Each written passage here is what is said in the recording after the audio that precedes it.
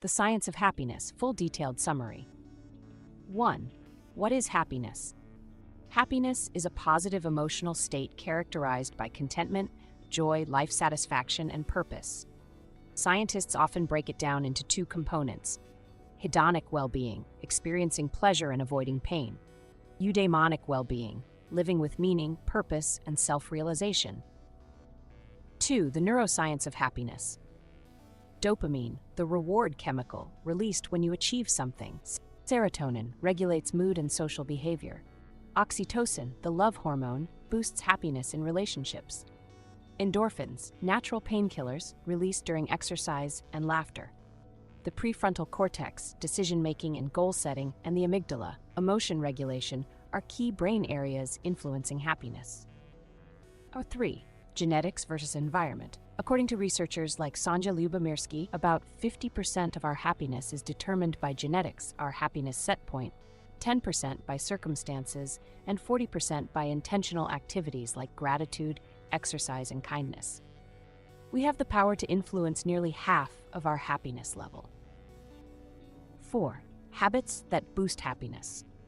A. Gratitude.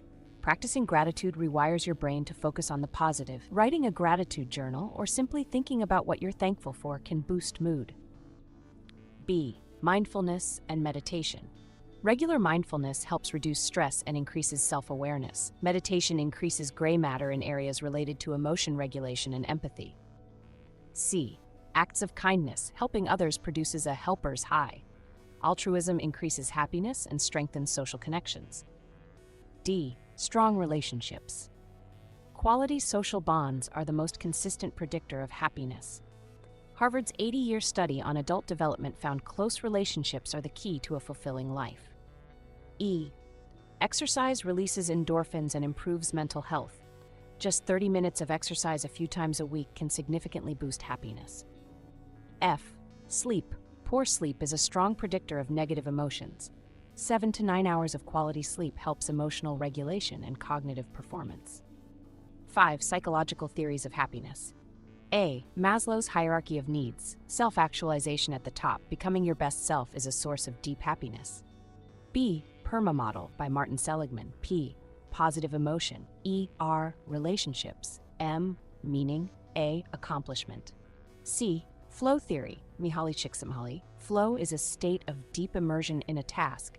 People are happiest when fully absorbed in activities that challenge but do not overwhelm them.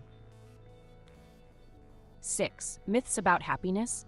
Money equals happiness? Only up to a certain point, $75,000 per year. Beyond that, it doesn't significantly increase happiness. Happiness is constant? No, it fluctuates and requires effort. Success leads to happiness? Actually, happiness often leads to success. 7. Practices for long-term happiness. Daily gratitude increases positivity. Journaling enhances self-reflection. Meditation reduces anxiety, increases awareness. Volunteering boosts self-worth. Socializing builds emotional support. Goal setting gives purpose and direction. Limiting social media reduces comparison and FOMO. 8. The hedonic treadmill. We adapt quickly to good or bad events. This is called hedonic adaptation. That's why new possessions or achievements bring only temporary happiness. Solution: focus on experiences, growth, and relationships, not just material things. 9. Key studies and researchers. Harvard Grant Study. Close relationships equals happiness and health. Robert Waldinger, Harvard psychiatrist. Good relationships keep us happier and healthier. Sonja Lyubomirsky. 40% of happiness can be influenced through activities. Martin Seligman, founder of positive psychology, developed the PERMA model. 10. Final insights. Happiness is not a destination, it's a practice. You can train your mind for happiness, just like you train your body.